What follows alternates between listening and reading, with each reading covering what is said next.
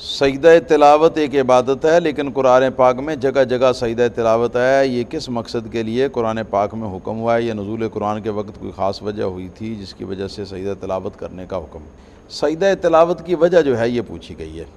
یہ قرآن پاک کے اندر کل 14 مقامات ہیں جہاں سجدے کی آیتیں آئی ہیں، اور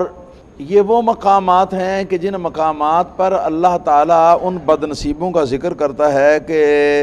جو بد نصیب جو ہیں وہ سجدہ نہیں کرتے، اور ان کو کہا جاتا ہے کہ وَإِذَا قِيلَ لَهُمُ اسْجُدُوا، جب ان سے کہا جائے کہ سجدہ کرو لا یسجدون، تو وہ سجدہ نہیں کرتے۔ تو ایسے موقع پر جو ہے سجدہ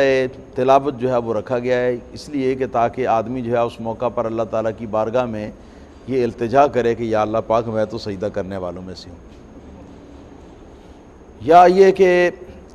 حکم دیا گیا سجدہ کرنے کا کفار کو یا کچھ لوگوں کو،